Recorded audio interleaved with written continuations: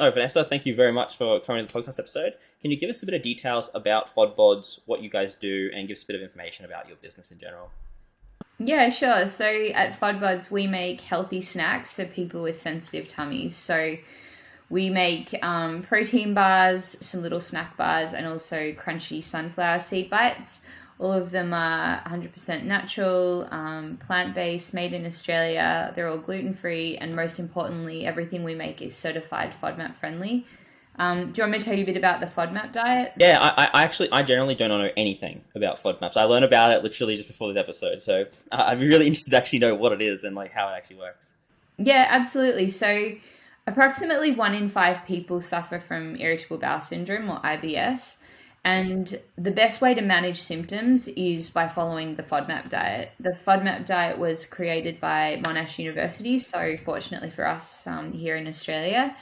And it involves eliminating FODMAPs from your diet, and then you introduce them one by one to see which ones you're intolerant to. So FODMAPs are carbohydrates, and they're found in a whole range of foods.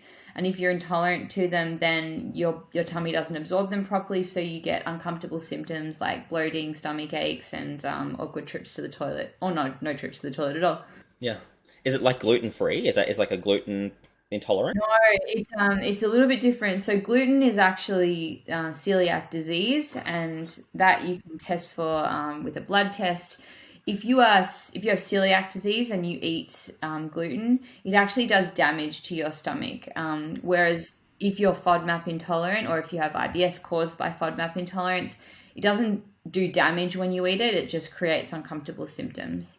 Got it. Okay, so like if you have a gluten or still have celiac disease, you're actually like it's actually a real problem. Should stop. But if you got FODMAPs, it's just like all right, every time I eat this type of food, I feel uncomfortable. Yeah, okay. Yeah, exactly.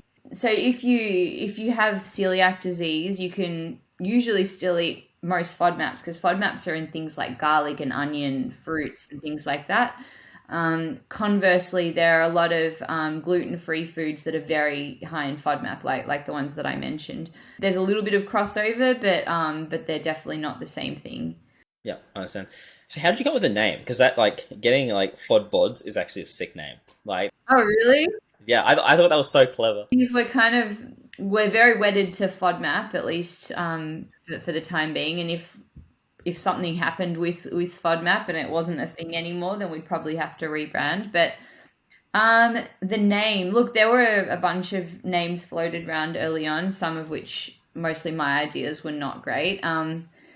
I think I was talking to a friend in America, and we were just like spitballing. And yeah, Fodbods was not my idea. I can't take credit for that. He came up with that one, and I was like, actually, that is great. So thank you. I will pass that feedback on to the guy that came up with that idea because I can't take the credit. When we were coming up with our name, like for Kozler, we went through hundreds of names. Like I remember just being at like the wit's end of being like, look, just pick anything. Yeah, yeah, exactly. We actually had customers on when we didn't have a name for the business. Like it was so bad. Was it you that came up with it? Oh no, it was I was saying I'm really bad at naming things. I'm too literal. I've got no creativity at all when it comes to those sort of things.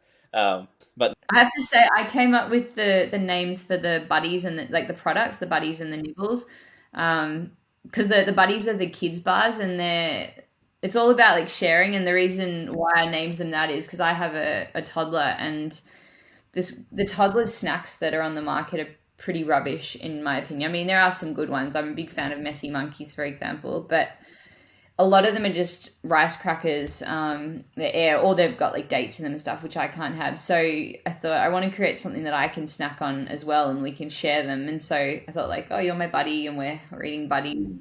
I want to take you back to when you first started Fodbods. So when was it founded? When was the Well, I started working on it in February 2019. I know because that's when I registered the company, and then we launched in October, 1st of October. Yeah, okay, awesome. So you started about around the same time we did, to be honest. So when you went back there, like you would have been just getting into COVID. It would have just been starting up and going through that. Oh yeah, wow. How'd you find then the logistics?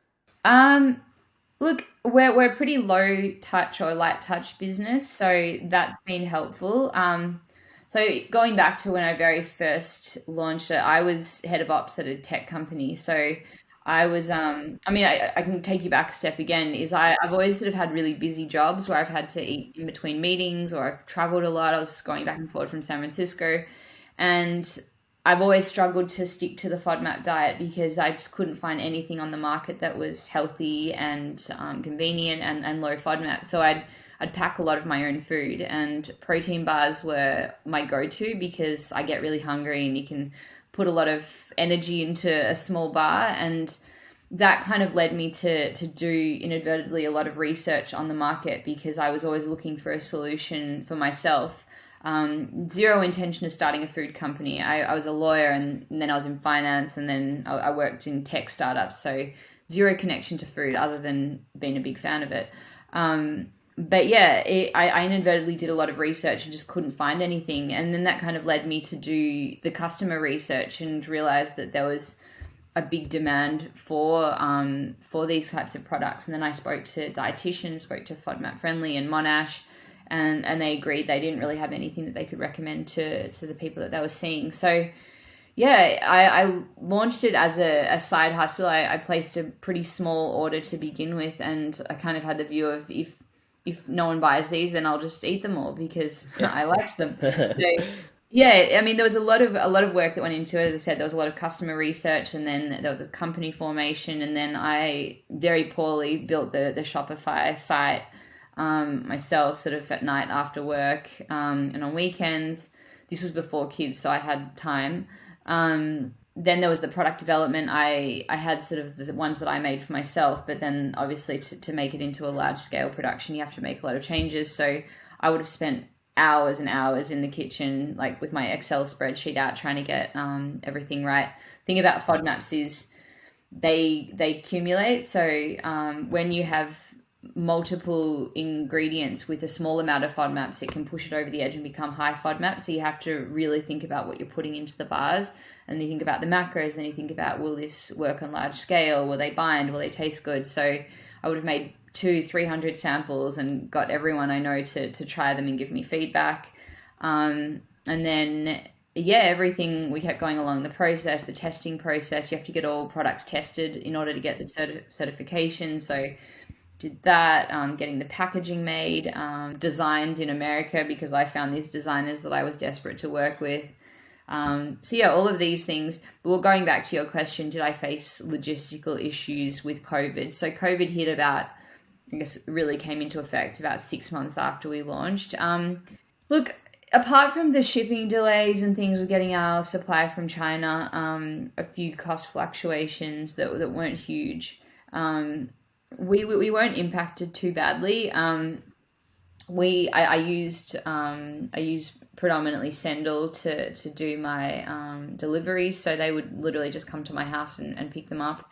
It wasn't too bad with those logistical issues, fortunately. I think if I'd had a physical premises, or if I got more stuff from overseas, there might have been more of an issue, but I was pretty lucky there.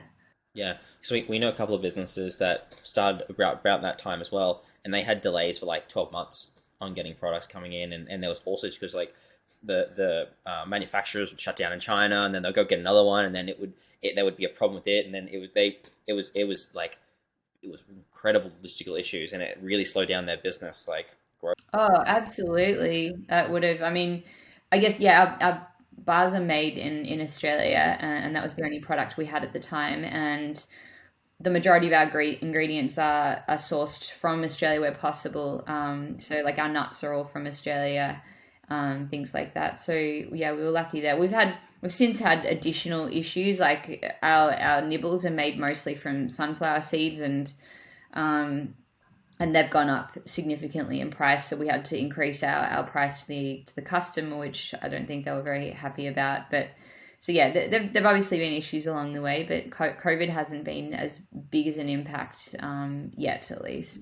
When you started getting it, because you said you weren't in like the food world, were there any challenges finding a manufacturer and going with that? And if there's any, do you have any advice for someone who is looking at doing a product and going down there that you're like, I wish someone just told me this before I started around that? Yeah, there were a lot of challenges because most, I mean, the biggest challenge that we faced is MOQ, so minimum order quantity, and most of them were just ridiculous. Like at the time that we were launching, I couldn't even envision selling that many bars. And it wasn't like, I think most of them have like a 20 or 30,000 minimum order quantity for a protein bar. And I mean, we're doing that now and that's fine. But at that time, I was like, holy crap, like Yeah. that's ridiculous. The other thing is that most of them, most manufacturers don't want to deal with businesses that are just starting out in that idea phase because it's a big investment of their time and energy to help you create the samples and refine them and get them ready for production. So they don't want to do that if you're only going to place a couple of orders with them. So part of my process was actually having to pitch my idea to different manufacturers and explain why I think or why I thought our company would be able to cut through the noise and be successful. Yeah. So when you started off, you got the manufacturing, getting all that sorted. Then how did you start getting customers? So you mentioned you made a Shopify store, you did that. When you first started off, getting your first lot of customers and getting those people in, actually knowing who you are, and especially trusting a food brand, like you said, like you're like, I just cannot be dodgy. I don't want to put this inside my body. So how did you get over those hurdles and get those first few customers and get the ball rolling? Yeah, no, absolutely. Food products, I think, are particularly hard because it's not like you can just return them, although we do have some customers that ask to do that.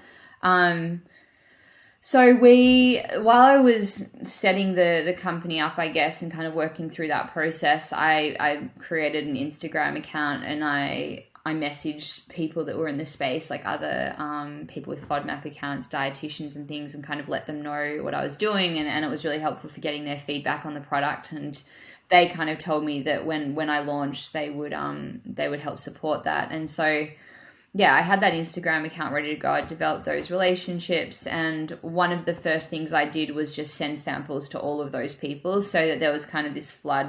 I mean, I say flood, but it was on a very small scale, but a bunch of people posting about them at the same time. It was also helpful that we had the FODMAP certification because they shared that with their audience as well. So there were, I think, we were fortunate in that people were really looking for a solution, so that once we presented with that solution, even though everything wasn't shiny and perfect, they were willing to give it a go because it could solve their problem. Yeah, exactly. I think that's actually one of the keys you just said there. When people starting up a business, is a lot of people they start a business trying to solve a problem that isn't there. They're trying to, you know what I mean, but you're trying to solve a problem that you actually had, you couldn't find a solution to.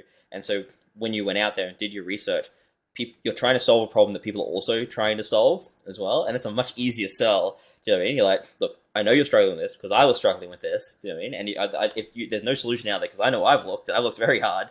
Here's a solution for that problem, and people get behind that and actually support it a lot better, especially in like a niche community that you're developing and going through. So Oh, I had absolutely no intention of starting a food company. Like, I just kind of felt like I had to do it. Like, even if like I had 10 customers, at least I was helping 10 people. And I mean, I've got a few people that have been loyal customers from day one. They've told me that Fodbods have made an impact in their lives, and there's nothing more meaningful than that, especially having a protein bar that you know that you feel safe with. Therefore, if, as I said, I've got 10 customers that are buying FODBODs and it's making a difference in those 10 people's lives, then that was rewarding in itself. yeah, it's incredible. So when you went and actually started becoming a business owner, because like you said, you never intended to be like own this food company and going through it. It sounded like you had a great job before that. What was the transition between going from, you know, it sounds like you're like in a manager position, going through that, then transitioning to a business owner? What was that like? Is there things that surprised you that you had assumptions about what being in business was going to be like that you sort of misunderstood, or there's things you learn about? Like, what was that transition like? What are the things you learned from doing that? Yeah, so from a timeline perspective, I was sort of working on it at night and on weekends to begin with.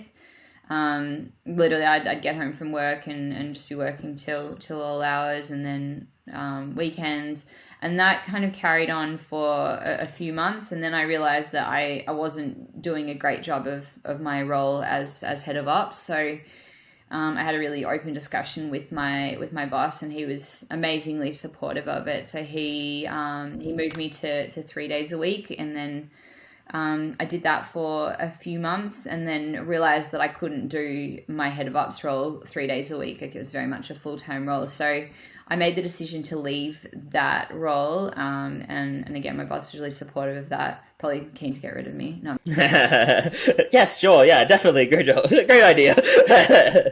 no, it made sense at the time. And then I got another job as a startup mentor at a company called Scalatus. So I was doing that 2 days a week while working on Fodbods 3 days a week. And then at the end of that year, which was what, 2020, no, beginning of 2021, I had my first baby, and that occupied obviously a lot of my time, and it was lockdown as well. So I didn't have a lot of support. So it was kind of just me and Oscar at home all day, just working on Fodbods. I'd like have him on the floor next to me while I packed orders. I get up, I naturally get up really early. So that's quite helpful because I can get up before he wakes up and do some work. And yeah, so from a timeline perspective, that's kind of when I went all in on Fodbods, was beginning of 2021, and then I've just been doing it since. But obviously, it's grown since then as well. So we're very fortunate that we have help now. So I've got an amazing nanny who's here at the moment, and Oscar's in daycare as well. And then I've got another baby just to make life way more crazy.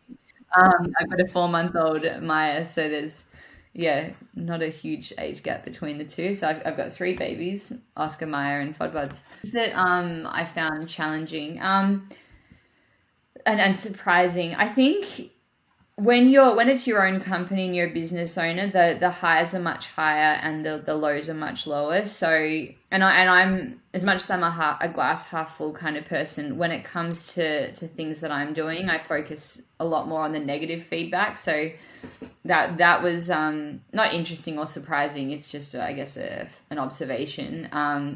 If 20 people are telling you how much they love Fodbods and they're amazing, and then one person says, "Oh, they're not sweet enough," or "I don't like the texture," I'm like, "Oh, what's wrong with them? Everyone hates them."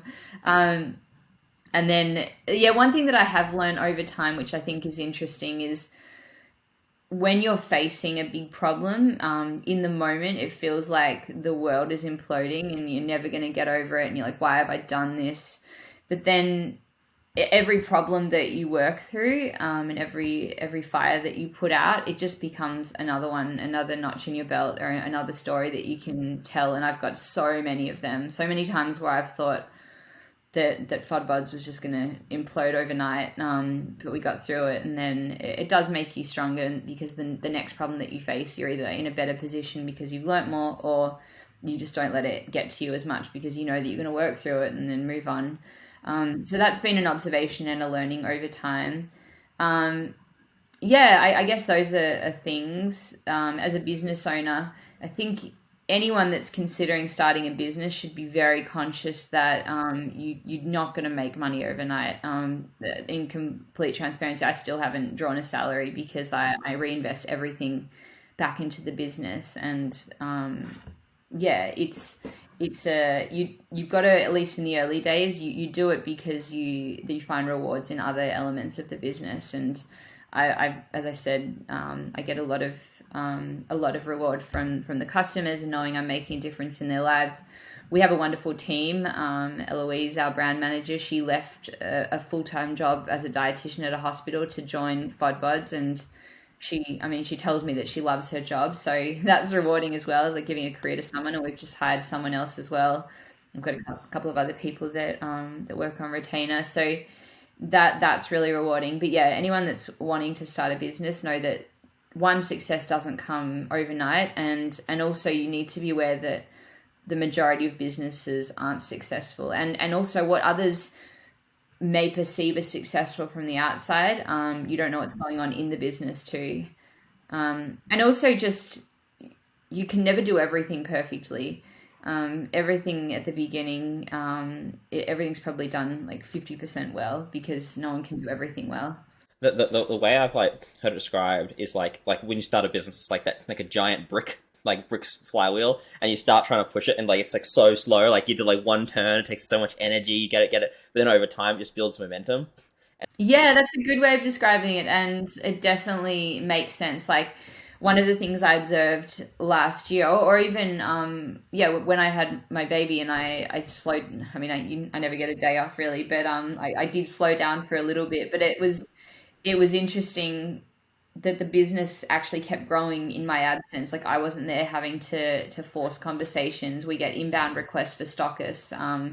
The orders just come on their own now, and I'm not having to pack them all, which is nice. Although I still jump in and pack a bunch of them because I love doing it, and I really love writing notes to the customers and things. Yeah, no, I think that's a really good observation. I think that's a big mistake a lot of people make is when they get into business, they got this like I don't know, it's not I don't know if it's delusion, but I think it's like this like rose-colored glasses because they have this like dream and like all right, in 1 year I'm going to make $1 million and I'm going to do this and do that, and they sort of lay it all out, and it just doesn't it's just not how it works. I mean, sure, there's some people that like get lucky, you know what I mean, that do the luck, but like you said, 98% of businesses in Australia go broke. They do not make it to the 10th year. Do you know what I mean? They get shut down, they go down. So you got to know like everything's against you, and almost everything takes 3 times longer than you think it was going to take. It takes a lot longer than you think. And also, I think the other thing that people miss is that even if revenue is really high, if your cost base is also really high, then there's no net profit. And so, therefore, your business is not profitable, it's not making money. And so, I think that's an important thing to note as well. Like, if you're looking at your marketing strategy and it costs X amount to acquire the customer, if their lifetime value or the amount that they're going to spend in your store on your products is less than it costs to acquire them, then your business is not going to be making money. And that's not even factoring in operating costs and the cost of goods and things like that. Yeah, this is a huge argument I have with so many people because I think over the last few years, especially with SaaS companies and tech in general, people have this like, especially people that are starting up business and haven't had the experience in it, they have this growth at all costs mentality, and they only look at top line. They're like, all right, revenue growing, everything's great. I'm like, no, no, no. You're spending like you're every time someone makes a sale, you lose money. Like this is not a good business, and they have this like I don't know. I don't know if it's like an ego thing. I'm really not sure, but like they don't get like yeah, that's a really good observation because a lot of people do have that mentality of like, oh, I made $1 million. It's like no, no, no, you didn't make anything. Exactly. And with consumer products, I'm not going to say easy, but it's easier to make people or convince people to try a product. But it's a lot harder to get them to buy it again. And it's interesting, especially at the moment, it's quite expensive to acquire customers because everything's moved online. Advertising costs have gone up. Everything's kind of gone up. So you're much better off focusing on the customers that you have and investing in retention and just making it a really great customer experience. And I think that's the approach that I've taken from day one. And it comes from the fact that I'm genuinely appreciative of every customer. If anyone buys a Fodbods bar, then I love you because it's yeah, I wouldn't be, or Fodbods wouldn't be where it is without the customers. So I think my version of success or my strategy for success is kind of focus on the customer number one and then work backwards from there. Like even if everything in the internal company is blowing up and it's all messy, so long as the customer receives their product in a timely manner and they enjoy the product because it's in my case it tastes good and it makes them feel good, that's all that's really important, or it's not all that's important, but it's the most important factor, and then figure everything else out on the back end. Yeah, no, that completely agree. Yeah, it's exactly. So many people don't know what their core success factor of their business is, and it sounds like you've got a really clear understanding of what that is. When you were growing from when you started, so you only started a couple of years ago, and now you've obviously scaled up, and you're now in other stores and that. Was there challenges from scaling up from like single person entity, you know what I mean, starting full time into it? So now you know getting employees on and growing that. What were some of the challenges you found? Not just going from like being a business owner, but now being a business owner and actually like the growth of that company and the changes you've had to make in the way you lead, what you do day to day, things like that. Yeah, I mean, so many challenges there. I think, well, when you just kind of go back to your flywheel analogy, those first, especially with the wholesale customers or the stockists, those conversations were a really clear example of that flywheel, and they were hard. Like it was funny because I went from this role where I was somewhat successful in my career, and I helped other companies. And then as an example, I was on a panel at Paws Fest one year, so I was speaking in front of hundreds of people. And then right afterwards, because of where I was sort of in the north side of Melbourne, I literally just drove around to health food stores and begged the managers to stock my products. So those early conversations were challenging and very humbling as well. But I think once you can then reference that this amazing store stocks my products, then they're like, oh, okay, well, we'll give them a go. And so it becomes easier and easier as you go. So that part became easier as we grew, but that was one of the few ones, and also with customers and word of mouth and people getting more familiar with the brand. But scaling, look, there are so many challenges along the way. My approach to scaling, and it's different, I'm sure, to many other companies, is to do everything really sustainably. So I haven't tried to grow really quickly. And part of that is that our brand has to be trusted. We make products that are for people with sensitive stomachs, and they react to products. So if there's anything that's going to trigger or anything that's going to take away from that trust element, then it damages our brand so significantly. And therefore we have to be conscious of every message that we put out, the blog content, if we put recipes out there. We speak to our customers a lot to make sure that if they've got any issues, that they're resolved really quickly. So it kind of goes back to my point of always putting the customer first. And yeah, look, I mean, challenges have been things like the fulfillment of orders. It got to the point where, I mean, first packaging, like I was literally at one point like going up to Australia Post and using their post bags. I mean, that didn't last very long, obviously, but that was kind of the first part. And then it was like planning ahead, so I'd have to buy larger amounts of packaging. The forecasting for the manufacturing of the bars, and that's always challenging as well, because for us we print packaging, so if there's a mistake on the packaging, and there have been mistakes along the way, that's for sure. Like, I mean, one of the boxes, and we printed thousands of them, instead of saying natural, it said on big front and center natura, because we forgot the L. So there've been so many things along the way, and with packaging, yeah, you can't just log on to your Shopify account and update that. So that's been one of the things that I have to think about. Manufacturing of the products themselves, they have a shelf life, so you kind of have to think ahead and get a gauge for how much am I going to sell in this period of time. And for us, that's, or any growing business, that's a challenge, because you're obviously optimistic and hope you're going to sell a certain amount, but if you don't, then you have to think about, what am I going to do with them? We donate a lot to Ozhub. Well, we don't donate a lot because we're better with our forecasting now, but if we ever do have surplus stock, or we have stock that's not 100% amazing, then we donate it to Oz Harvest, or to other charities as well. But yeah, so those are two things that we've had to think about with scaling. So there's the fulfillment of orders, and now I've outsourced a lot of the fulfillment, which is good. Thinking about forecasts for the manufacturing, also the packaging, and then it's just streamlining things. And there's a lot of stuff that you don't even know is something you need until you get to it.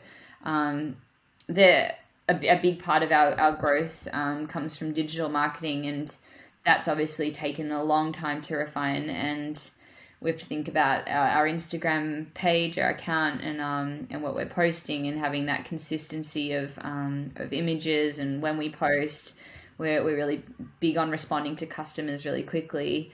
And look, before Eloise came on board, I was doing not half-ass job. I was doing my best. It just wasn't that great. I'm not good at Instagram. Eloise came on board, and she's just absolutely amazing at it. And she, like me, cares about the customers so much. So she's super responsive, and she messages people all the time, and she constantly asking for feedback. So and then on the even further back end, we have a guy that helps us, or he looks after our digital marketing, and he's just amazing at it. And he has been with us for 2.5 years, just really figuring out and learning the customer, so that he can know who to target and how, and what's going to work. So these things all take time. And a lot of this, as I said, I didn't know before I started. I came from a tech background, but I didn't have any experience in consumer products, and I'm not a marketing guru. And so yeah, all of this stuff has been figuring out as we go.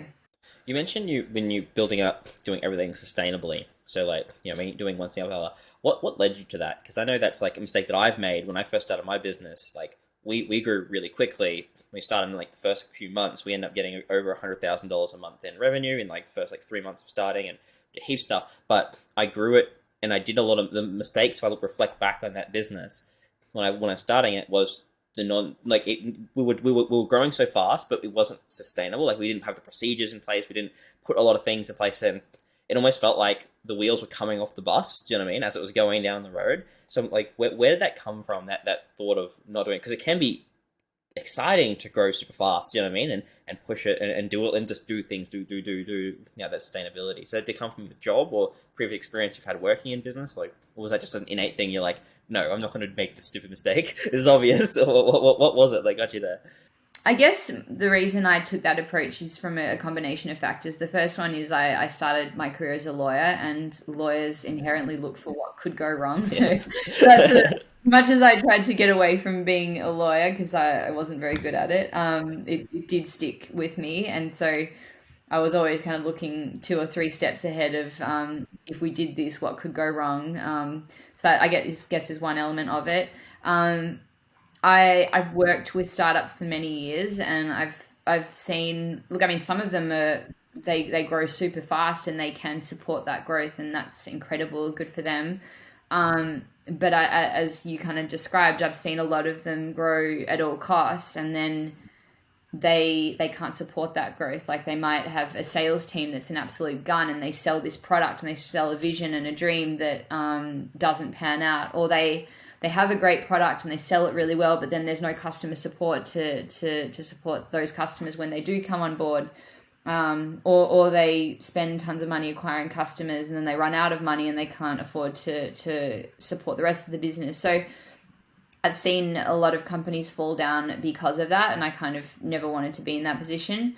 And then the fact that I guess I funded this from my own savings, and I've got a family, we've got a mortgage, so I have to kind of be conscious of, I guess, limiting my risk there. Like I don't want to, if I go down, I want to bring everyone down with me.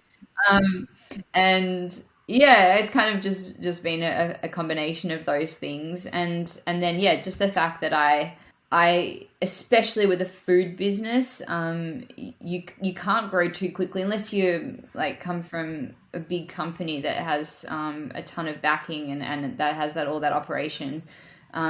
You have to grow sustainably in order to maintain the quality of product, the quality of experience, and be there to continue iterating along the way. And if you are a huge company, and grow really quickly, if you make a mistake, it's a lot harder to rectify. Whereas if you do things gradually along the way, then it's easier to fix mistakes. I gave the example of a typo on our boxes that we made early on. I think we still sold them to a lot of people. Uh, they won't be too This fussed. this is our special line of Yeah, natural natural, natural. Yeah, it's natural. trademarks pending. Exactly. But yeah, those mistakes are easier to make when they're on a smaller scale. So yeah, and also I have really enjoyed the process, to be honest. So it's been nice growing sustainably, and it's worked well with the amount of time that I've been able to dedicate to it. So you mentioned that you're now selling into stores, and when you were first started off, was your strategy initially to sell direct to consumer, or did you're like, oh, no, I always want to be in stores and on shelves for people? Honestly, my approach was just get them everywhere. The reason being that when I was experiencing the issue that the problem that I was trying to solve, which is not having access to convenient FODMAP friendly foods, the way that that is solved is by having them everywhere. Being able to order online is great because it's convenient; it can come to you. But you might be driving and you need to quickly pull over and get something to eat, or you might be out and about and you want to pop into a store and grab something, or grab something from a cafe to have with your coffee. The way that that problem is solved is by having them everywhere. So that's still the approach that I take today. I love our online business because it allows me to speak to customers directly and learn from them, and we have such a great community. customers message me all the time with feedback or product or flavor ideas, and I love that. And so we still invest heavily in that side of the business, both from a time and money perspective. But I always wanted to get them in stores as well for the reasons that I described. And also because I think that having that omni-channel approach is probably going to be more conducive to fast growth and bigger growth in the long run. I completely agree. I think it's having them everywhere, especially as a new business, because people don't know to go to your website. Do you know what I mean? I think when they see it when they're in like Woolworths, something like that, and see it like, oh, I might grab it. If you have them in stores, then they might check you out online and order from there, and then it could work the other way as well. So just having them everywhere. And then I can't remember the actual stats around it, but it's like people have to see something X amount of times before they make a purchase. Like, It's huge now. I think it's like 20. I looked at it the other like last month. Like so high up because you mentioned it before, like the advertising, how advertising costs are going up. Like because advertising is shoved down the throats of so many people these days. Like you go on Facebook, it's like every second post is like an ad. People are just becoming so blind to advertising, and it's just becoming like overwhelming for it. I think Sam did a blog post on this the other day. And I can't remember. I remember she gave me the number of how many advertisers people see in a day, and I remember seeing him like double check that number. That does not sound right. So no, it's correct. well, it's like I'm not even joking. I had anxiety that whole week of Black Friday this year. Like I feel like it was way bigger this year than any other year, and it started like 2 weeks before Black. Yes, exactly. We didn't do a Black Friday sale for that reason. Is we when we have sales, which we do have not very often, but we have them occasionally. We do them for reasons that are more connected to us and our brand. For example, we surprise customers, so we have one for our birthday every year. Like when we first launch, we do one for Mother's Day because we love mums. Things like that. And I've just told everyone where they are, but we follow sometimes the what's going on in the market, but we tend to kind of be lone rangers in that respect. And also, I mean, if you look at the advertising costs, yes, people are more inclined to buy it during that time, but you also get so lost in the noise, and you have people reacting the way that you did, is kind of just, I can't deal with this, I'm just gonna not look at anything. But you also train people to wait. Like this is the thing that I'm like we're doing a few studies internally, looking at this because let's say like you, especially Black Fridays and those days, they said this year it started 2 weeks before. Usually it's like the weekend. That's it. Advertising started ages before. I think that's because it's gone more digital now because you need to have that build up for digital to target the right people and bring it on. So it started up so much earlier. You've now got all people that would have purchased but are now waiting for the sale because they know it's coming.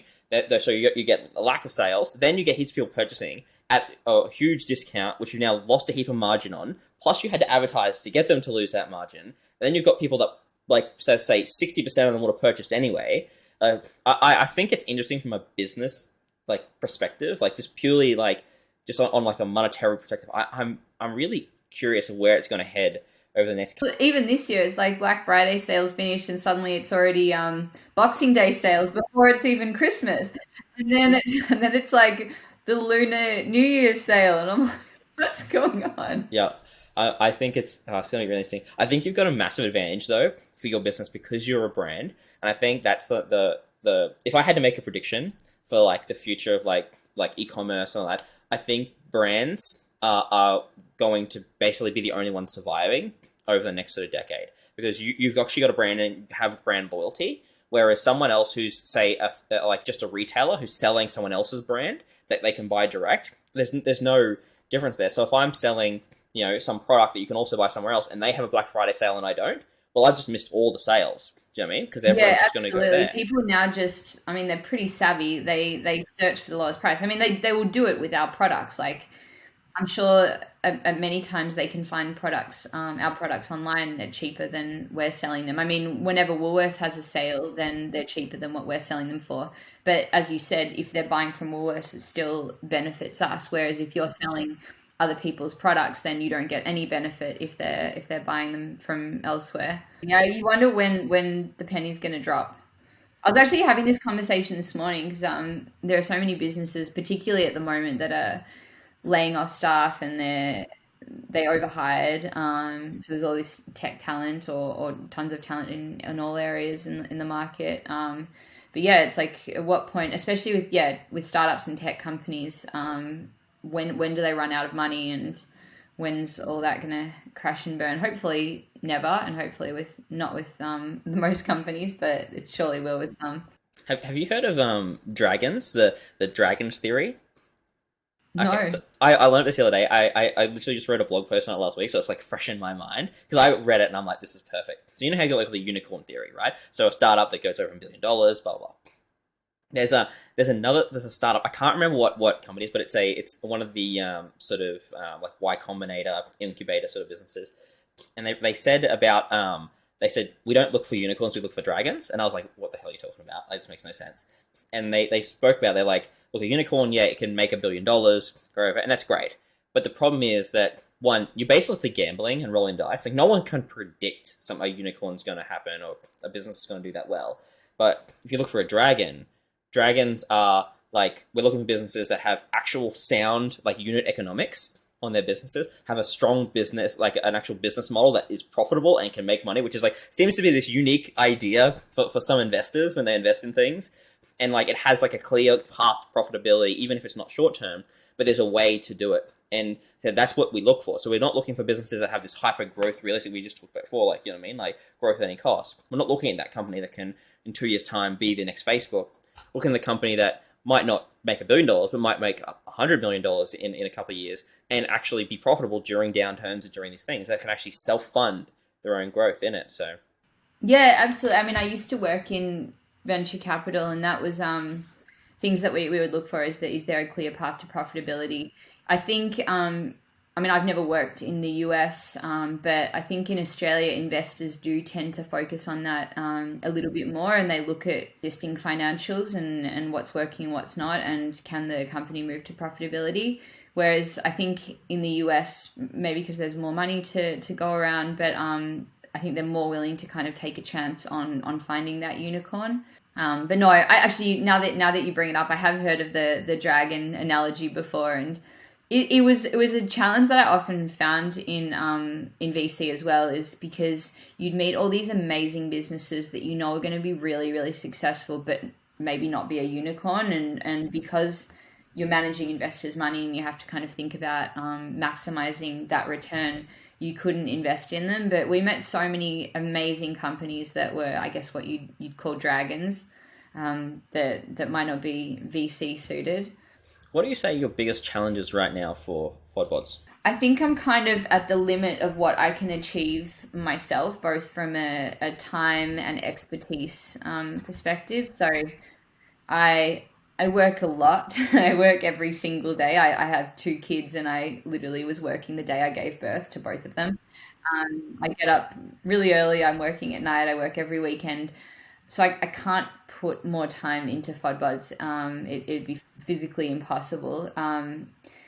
So from that part, that's probably something I'm facing. And then just from an expertise perspective, going back to one of the earlier things we spoke about, when you're an early stage company and you're resource constrained, you're doing a lot of it yourself. And I'm okay at a bunch of things, but I'm not amazing at most of them. So it's got to the point where I need to bring in experts in different areas to be able to grow the company further. So those are kind of the two things that I'm facing. And then just the typical growing pains of a company, like how do we reach more customers? How do we get our brand out there? How do we grow it more? But yeah, those are the kind of two things that I'm challenged with at the moment. But I mean, at least those things are solved. It just obviously takes time and money to solve those, because you've got to find the right people, and you've got to bring them on board and get them excited about what we're doing and pay them. Yeah, and finding the right people can be so difficult. So many people look great from the outside and they talk a big game, and then when they actually start getting and working with you, you're like, you suck. Like you just nothing. No, it's all just a sales pitch for you. You're not actually meeting any expectation that you set. I think, yeah, you can't rush that process, because the implications of getting it wrong are pretty substantial, and so much so in a small business, because you work really closely as a team, and you're obviously resource constrained as well. Yeah. Do you have any mentors that you look up to or have helped you go through this? I have so many people that I turn to for advice, and I would absolutely not be where I am now without them. I've been so lucky along the way to be able to get that support. So yeah, I mean, I have mentors in all different areas. So we have a dietitian, Chloe McLeod, who I speak to on a fortnightly basis. Like I consider her a friend because we speak about everything, but she's been so influential in our strategy from a dietitian perspective and thinking about the nutritional elements of our products as well. Then I have mentors in the business side and people that have mentored companies that have grown really quickly, and thinking about like things to look out for is an important one. Then I have mentors that have dealt with supermarkets, for example, and I've turned to them for advice on those conversations. People who have a lot of experience in marketing. And then it's just not official mentors, but just people who I'm already connected to, or I get introduced to, who I've asked for advice along the way. So yeah, mentors have played a huge part in the growth of Fodbods, because yeah, as I said, I certainly don't know everything. There's a lot that I know that I don't know, and a lot that I don't even know that I don't know. So having those people that can point those things out to me is very helpful. Yeah, it's the questions you don't know to ask that are always the ones that get you. Exactly. Is there any business advice that you hear that you completely disagree with? I mean, growth at all costs is probably something that I disagree with a little bit. I mean, it depends on the company. It depends what your strategy is and how much money you have behind you. But I mean, for my business, it certainly wouldn't apply. I think it's more just I disagree with that advice for Fodbods or for another company. All advice is warranted to some extent, because if you get a piece of advice that you disagree with, at least you've thought about how it could apply to your business, and it's made you think about something that you might not have otherwise thought about. Yeah, I think that's the biggest thing. Like, it's something that I had to learn. Like, that you hear advice, hear things.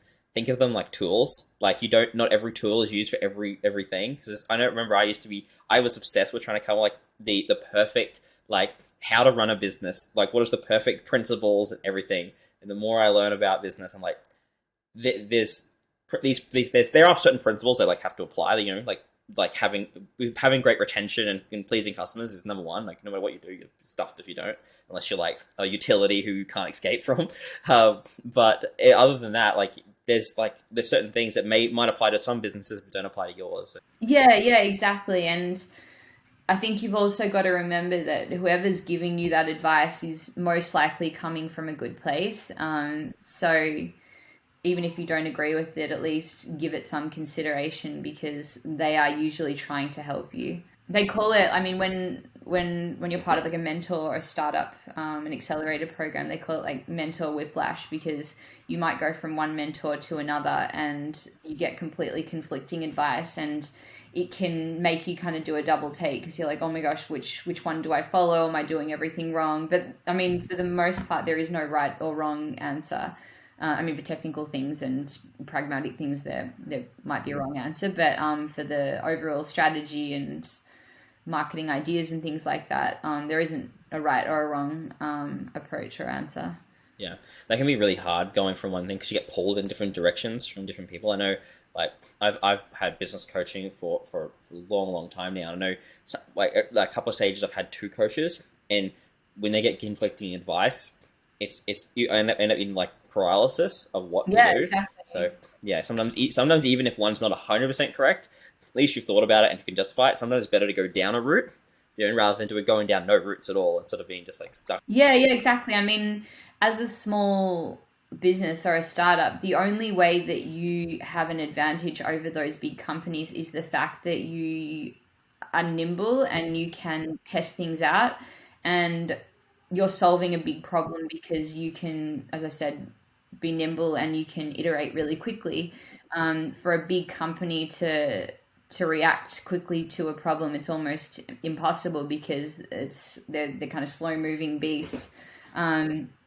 So yeah, if you're getting conflicting advice, even if you try one out, it's not going to be the end of the world, because you can really quickly course correct or try something else. Before we end off, what if someone was going to try Fodbods? What would you recommend them get? Is that do you guys have sample packs, or is there like a specific flavor that you're like, this one? Everyone seems to love this one. Try this flavor. I mean, our number one selling product is the peanut choc bars, and like I'm obsessed with them. So if you're a peanut choc fan, I'm pretty sure you'll like our peanut choc bars. But we have a protein sample pack that has one of every protein bar. We're actually just changing things up at the moment because currently the way that you can try the buddies, which are the kids bars, is you can get the mixed buddies pack, which has or they're called the best buddies packs. It's got both flavors in there. But yeah, try the sample pack unless you're a die-hard peanut choc fan, and then go for that one. I also love choc mint, but then we have some customers that are so obsessed with lemon coconut, and that's like all they eat, or just the banana peanut. So we really have something for everyone.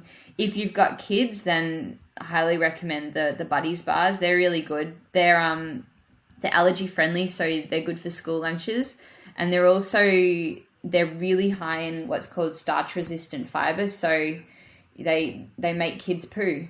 Not in an unhealthy way, but in a good way. And if you've got young kids, if you think about when you're traveling and all they eat is chips, it's really helpful to have something that's high in fiber that they'll actually eat.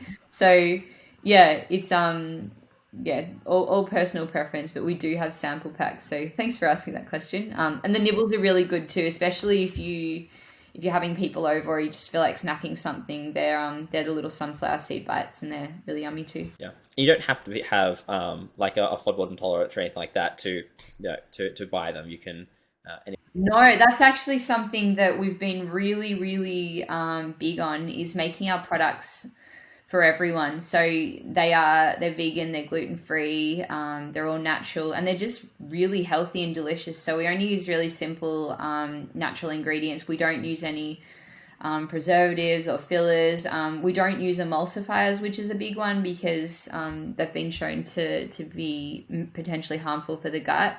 But that can result in our bars being a little bit more oily, because what an emulsifier does is it helps the oil blend with all the other ingredients. So yeah, our products are for everyone. A lot of the time people are buying them without even realizing that they are FODMAP friendly. So yeah. and where can people find your business? Yeah, I mean, go online, they're fodbods.com. And then we're in a bunch of retailers around Australia. We're in quite a lot of Woolworths stores, not all of them, but a lot of them, IGAs. We're about to launch with Harris Farm. I don't know if I'm allowed to say that, but I'm excited about it because I absolutely love Harris Farm. And by the time this gets released, they'll probably be in there. Yeah, so retailers around Australia, and we've got a store locator on our website. So if you want to find one near you, then you can do that. Brilliant, awesome. Well, thank you very much for coming on. Thank you so much, Zach. It was really nice to chat.